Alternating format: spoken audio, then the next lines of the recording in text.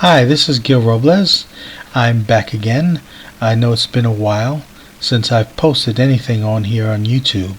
I had a number of personal concerns and all taken care of now. So I'm back, and here's a painting that I'm doing of a young man who started playing the trumpet near where I work at in the Wall Street area. Took several pictures of him, and I'm combining a couple of them right here to make this painting of him playing the trumpet.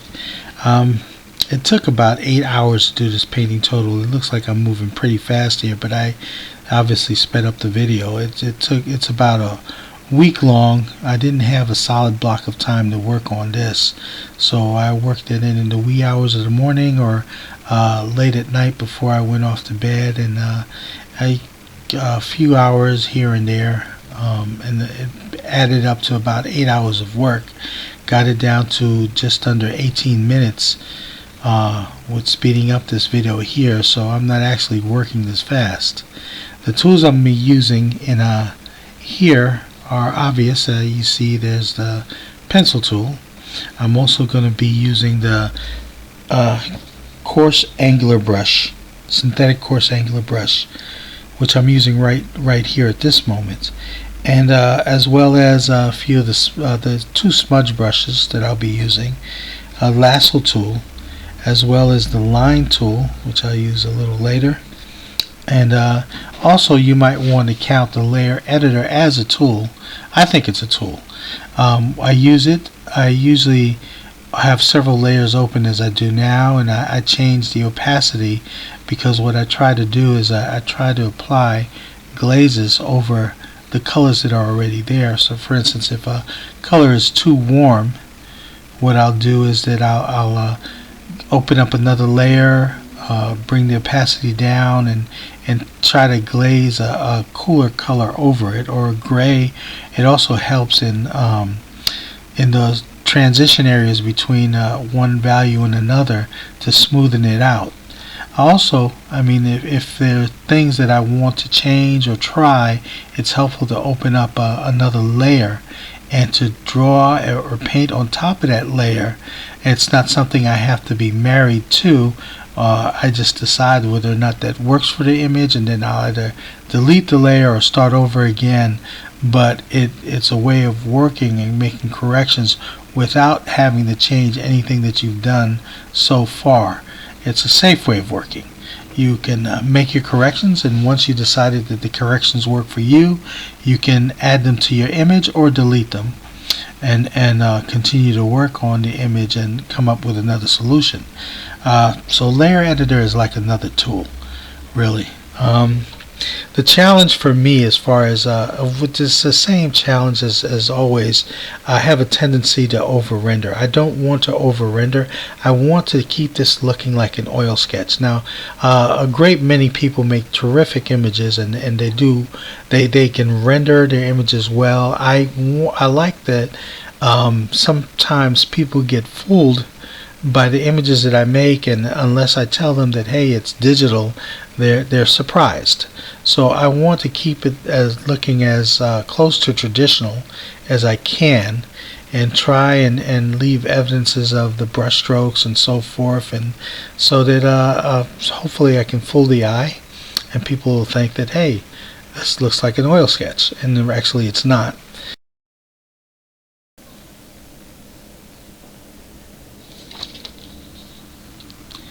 I also want to include a background to have the figure in an environment rather than have him floating around.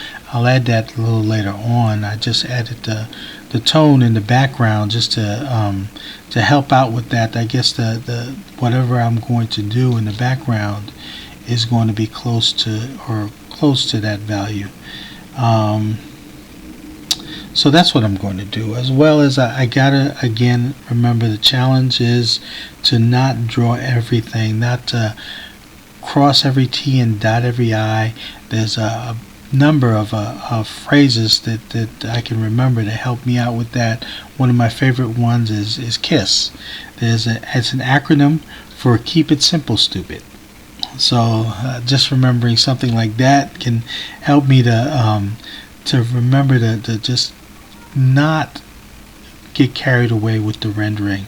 There's a number of other things, other phrases like economy of lying, saying the most with the least means, less is more. There's a number of things to remember for me not to over render. There's also remembering I remembered watching a video when an artist mentioned that what he is trying to capture is that same feeling that when you look at a photograph, it could be a photograph of someone off in the distance, but yet you recognize them, not because you see all the features or all the details of the person's face, but because that generalization is enough that you recognize the person's character and you can say, hey, that's so-and-so. And it's not that anyone will know who this person is. They never actually met him or whatever, but that some character comes across, that some part of the living person or spirit of that person comes across, that you can recognize that this is an individual. It's not just how would you put it, something that generic, or that oh, this is just a drawing of someone playing a trumpet, which is it. It's a painting of someone playing a trumpet, but I want to try and make a specific character, so it's a specific person, a specific character, not just somebody that not just somebody that could be anybody. So hopefully I'll get the spirit of what this young man has done and include that in this painting. What was also helpful in trying to get that feeling was that I used more than one photograph for this painting. I tried to use several similar photographs, but however they were at different times. He had different expressions on his face, and like this one also, he had a little body movement in there, so that to help capture the spirit of what he was doing. When you're painting from life or drawing from life, you're looking at what's going on. Sometimes the model moves. Sometimes when the model takes a rest and comes back into position, sometimes you see something different. So if I use several photographs of the model, then of the subject that I'm painting, then I can look at it through different times and make changes that I won't otherwise make from using just a single image. So something in another photograph would suggest something else to me that I can add to this painting. Here I'm using the line tool, and I use that just so I can straighten out the trumpet and make sure that everything is aligned. It's a little complicated here drawing this trumpet, and also the hand underneath the trumpet, and making it all work. It's trying to align all the pieces to make sure that everything is lined up the way it should be. I'm not a trumpet player. I don't play an instrument, but I have this image before me, and I need to, as much as I can, be faithful to that image, because somebody else who might recognize what a trumpet looks like and how all the pieces should look like might criticize this and say, hey, you're not very good at that drawing. You didn't do a good job at drawing this instrument. So I'm going to make sure everything lines up because of that.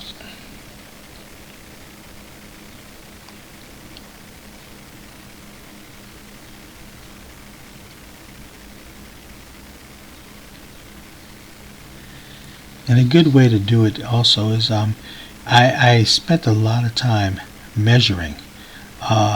Like usually when you're drawing from life, you drop what's called a plumb line. You measure, say, like where the end of the eye is, and you measure that using another point, maybe somewhere along the line of the chin or the nose, or from the ear to the shoulder, so that you can kind of apply a grid, not something that you actually have, but something that you can do with the plumb line, just so that you can make sure that everything lines up where it's supposed to. There's usually some kind of measurement that you can take. Like I said, you can align the ear with where it falls near the center of the arm and so forth, and make sure that the figure is drawn right.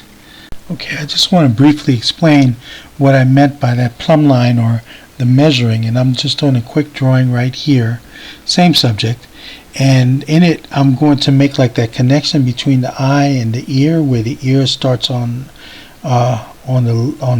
his right. I made that line so that I can measure where the ear starts, and I'll do this again, referencing one point to another, so that I can get a measurement of where things fall. The nose, the edge of the nose to the bottom of the ear right there, the edge of the ear to where his shirt begins on his right. And by using these lines, these plumb lines that I drop, I make measurements and make connections to where to start another shape or another part of the drawing. And I'm just going to clarify it here, just sharpen up the drawing so that you can see what I'm talking about. And I'll add some red lines to indicate where the lines were that I used to make these measurements.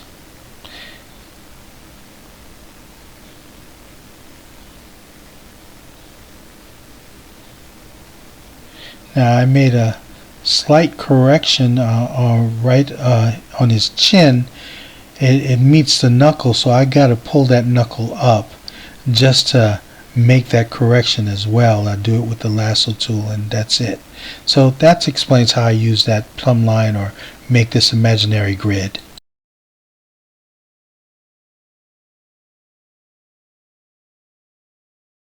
So, and also dropping these lines with using the line tool, that's another way the layer editor helps out, because I made the corrections, and I'm about to make some right now, because that little button that he taps up on top of the trumpet isn't lining up with the things down there. There, I drop the line and I make the adjustments, and I make sure that everything lines up with what's on top.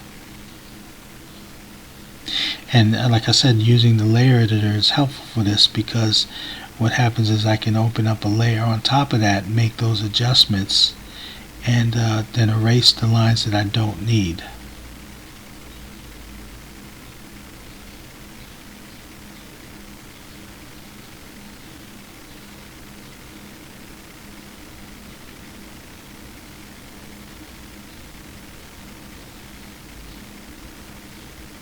One of the things, as you see, is I have a tendency to work all over the place. One is I'm trying to build up as much of the figure as at once, and rather than work on one square inch at a time, I try to build it all up at once.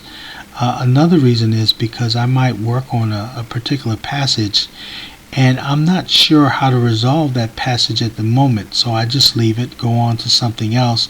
And usually working on the things around it helps me to realize the changes that I need to make, and I can come back to it with a bit more confidence and make whatever changes that I need to, till that particular passage looks right. That's the way I worked on these hands. I build it up to a degree, then I go to work on something else, and I come back to the hands. And then right now, it's a matter of making a decision about how much detail do I want to put in on a particular area. Obviously, I want the face to be the most detailed. That's where I want the most attention, is the person's face. But the other areas, I have to decide how much detail do I put in and how much detail do I leave out. And it can be a little difficult, especially on something like this trumpet, where I don't detail usually means when you put a lot of details, you cause a lot of attention to be focused to that area. So the more you generalize, the less attention to that area you're going to get. It's better to let those things lead you to what you want people to look at in your painting, and rather they don't need to look all over the place. Now, there's a certain amount of rendering you do because you want it to look right.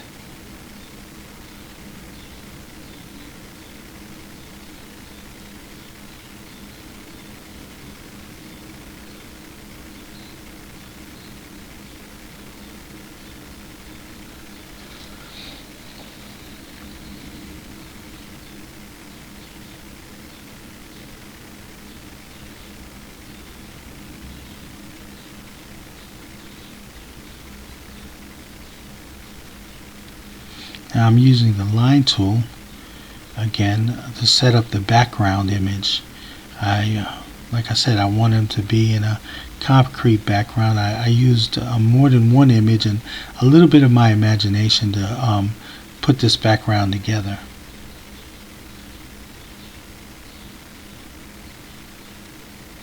I also don't want to detail, like I said before, don't want to detail the background too much. Just give enough to indicate that he's in an environment. He's not floating in space, like I said.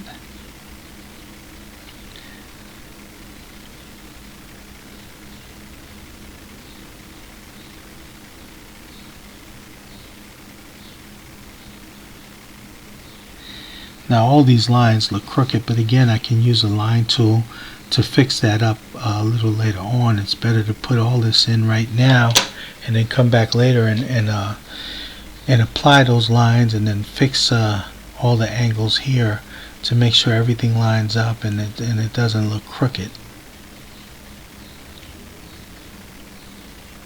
And which is what I'm doing now. Now when you use the line tool, what you do is you press shift at the same time, so it gives you a straight line. So you don't have to worry about how straight your line is, if it's at a particular angle or whatever. If you hold shift down as you make your line, it'll make a straight line for you. And that is pretty much it. I noticed later that I had to make the adjustment. The eye on his left was just too far apart from the other eye and from the nose, so I made this tiny adjustment in the image.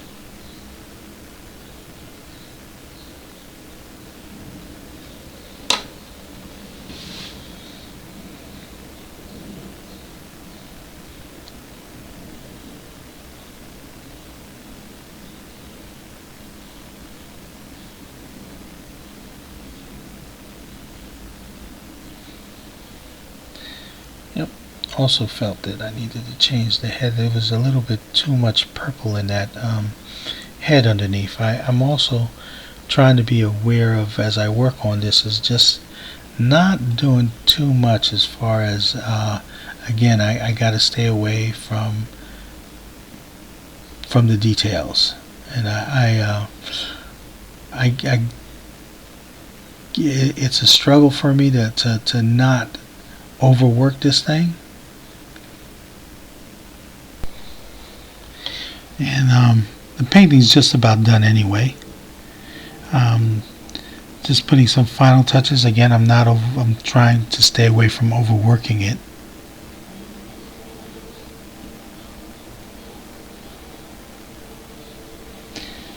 And that's just about it.